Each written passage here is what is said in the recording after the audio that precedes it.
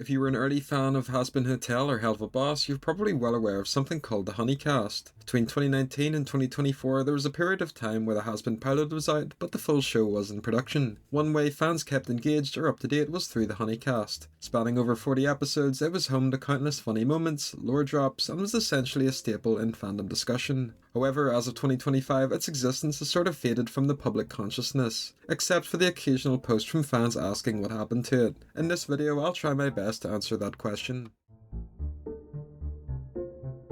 So, like with any case study, it's important to look at the early history, especially for newer fans who have never heard about the Hunicast before. The story starts with Ashley Nichols. Ashley was a freelance artist and animator best known for her animations on Steven Universe, one of which sitting at over 8 million views. She had around 20,000 subscribers at the time, and voice revealed during a video in mid-2018 about a situation where YouTube would randomly take down her animations for no reason, obviously causing distress and a loss of income. In late 2018, Ashley was hired to work on the Hazbin Hotel pilot as a cleanup artist. The job of a cleanup artist being someone that refines rough sketches and drawings into polished line drawings. On December 4th of that same year, Ashley hosted her first YouTube livestream. During the stream, Ashley would stream her work on the Hazbin pilot while joined by Michael Kovac, who was the voice actor of Angel Dust. It created a hilarious combo where Ashley would work while Michael interacted with chat, read donos, and answered fan questions. Fans would also regularly donate to send in voice requests where they'd ask him to voice bits of dialogue or funny memes. The fourth stream expanded upon the format a bit where special guests would join in, the two of that episode being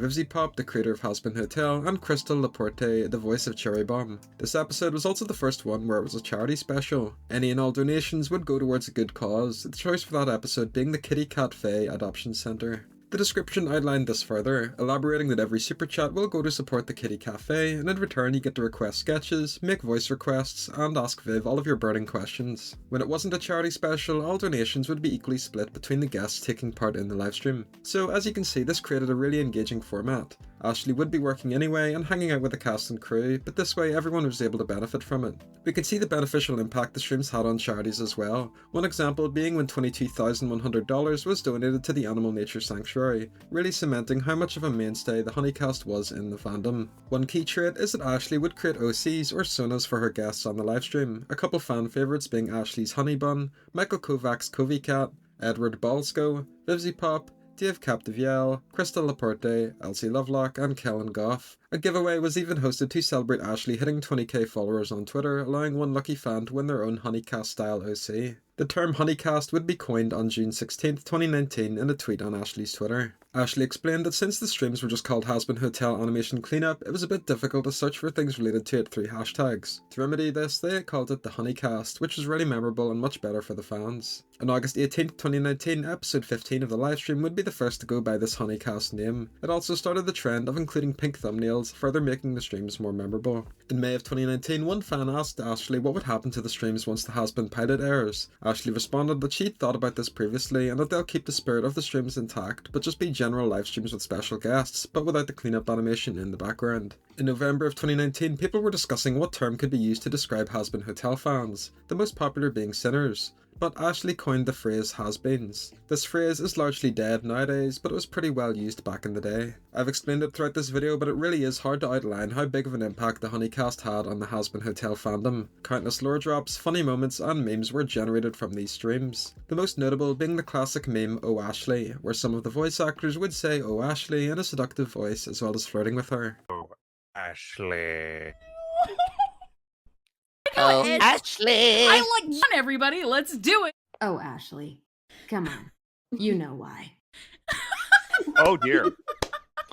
This created a sort of fandom or ecosystem around the Hunicast itself. People would repost clips from these streams or animate them. These animations and clips themselves getting millions of views, further driving attention to the Hunicast and Hazbin Hotel as a whole. Business continued as usual into 2020. However, fans started to notice the pattern which streams would be hosted would vary. Throughout 2019, it was usually at the rate of once a week. However, throughout 2020, this slowed to a rate of once a month. Ashley gave some insight on this in July of that same year. In a tweet, she said that she was moving, feeling overwhelmed, and burnt out between multiple projects, and this was also during the COVID era, so that was obviously taking a toll on everyone. She said that things should go back to normal once she's settled in. Throughout 2020, Ashley would be brought onto another indie show called Lackadaisy as a cleanup lead. She would sometimes appear on live streams on the Lackadaisy YouTube channel. The final Hunicast of 2020 was a special one since it was the 2-year anniversary. 11 minutes into the stream, it was revealed that they would no longer be taking hazbin requests or donations. This being because Hazbin Hotel was officially picked up by A24 during August of 2020. It was no longer an indie series, so they didn't want to complicate things. There were no Hunicast streams throughout 2021, except during December of that year, where a special commemorative charity stream would be held in honour of Chris Ayres. Chris was the husband of Crystal Laporte, a well-known voice actor who you probably know as Frieza's English voice actor in Dragon Ball, and also a guest on episode 12 of the Hunicast. Throughout 2021, Ashley would stream, except only on Twitch. This was where she'd stream her work on her new indie animated show called Farfetched. Originally called Hell Puppy, Farfetched was an indie pilot about a girl called Rue who accidentally releases a chaotic canine creature into a world of supernatural and otherworldly creatures while also being part of a rock band called Sesamoid. Ashley was creating this show with Dave, one of the main writers from the Hazbin Hotel pilot. 2022, like 2021, basically set in stone the theme that the Hunicast would be a once-a-year type of thing. In December, another episode was held with Edward and Michael. The description again containing a reminder that they no longer take hazbin requests, but including a new part saying they can't talk about anything beyond the pilot. In a tweet that year, Ashley explained how she was suffering from mental health issues and anxiety. She wanted to stream again, to animate again, to do the Hunicast again, but she freezes up every time. She said that no amount of self-care or discipline is helping it, and that she's sure people are writing her off as lazy because of it. She said she wants to get better. There were 2 more Hunicasts in 2023, one celebrating the release of Lackadaisy and the other being a generic Hunicast with various guests.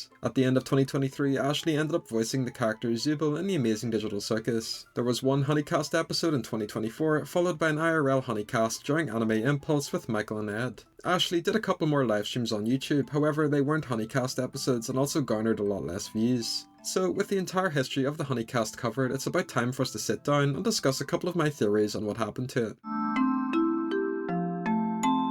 So the most common excuse people tend to use is that the Hunicast grew because of Hazbin, and once that support base was gone, it dwindled in popularity. I'll discuss that first. So it's undeniable that the series grew to such a cult status because of Hazbin. Once the pilot voice actors couldn't do the funny soundbites or discuss lore, a lot of that central appeal was lost. There was less reason to turn up. It went from a cultural event you had to see to a fun livestream to check out once in a while. This is most visible in the views. We can see a sharp drop off immediately once the Hunicast episodes were no longer associated with Hazbin Hotel. Episodes went from getting between 300,000 and 2 million views each down to around 200k. I think as well the ecosystem around the shows would have had an impact. Since there was less streams and the voice actors weren't doing Hazbin impressions, there was no more fan animations. There's no more Hunicast animatics with millions of views to funnel people to the streams. All of that is gone. Another key aspect to the fall of the Hunicast, which I touched on throughout the video, was Ashley's struggles and how it impacted her ability to animate. This is evident through the reduction in the frequency of episodes and her tweets talking about how she wanted to stream more but couldn't. Speaking from experience, YouTube is extremely tough on your channel if you take extended breaks or hiatuses.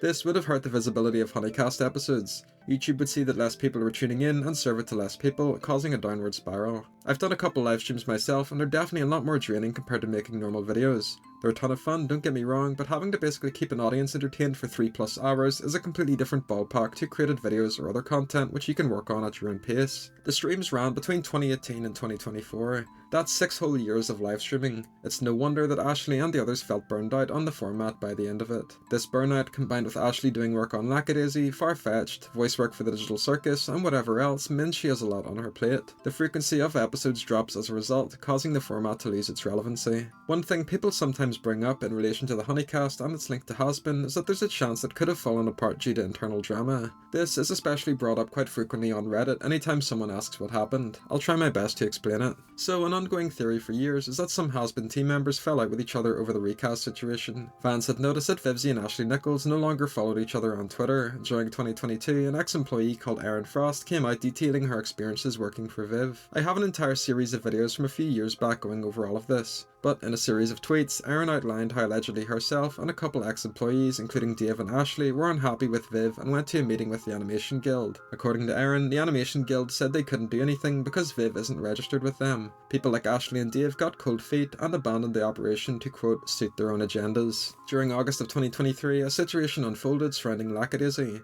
Basically, Vivzy and Spindlehorse donated 5k to Lackadaisy's Kickstarter. This donation was mysteriously refunded, which kicked off an entire drama where various Lackadaisy crazy team members came out to defend another team member called Z that made a few tweets about Viv. Anyone who discussed the event, including myself, were blocked on Twitter by people like Ashley, Tracy, Fable, and Iron Comics. This situation sort of drew a line in the sand between the two fandoms and illuminated to a lot of people that something clearly happened behind the scenes. Personally, I don't really care one way or the other. If there was some sort of drama between the groups, then that's up to them. They're grown adults and should have sorted it behind closed doors. There was no need for any of it to bleed over to other projects. You also can't really attribute the decline of the show to drama because, like I explained, there's a variety of other factors at play, the most notable being the fact that the episodes became infrequent, so there isn't really one root cause.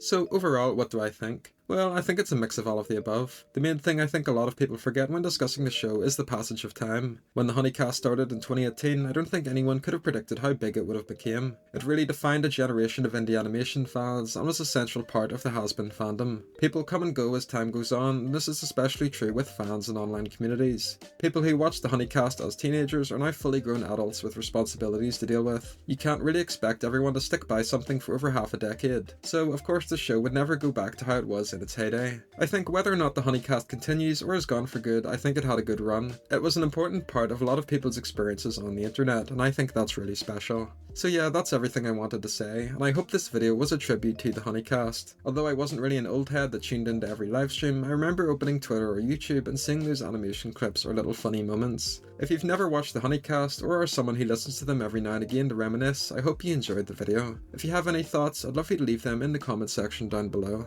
Thanks for watching.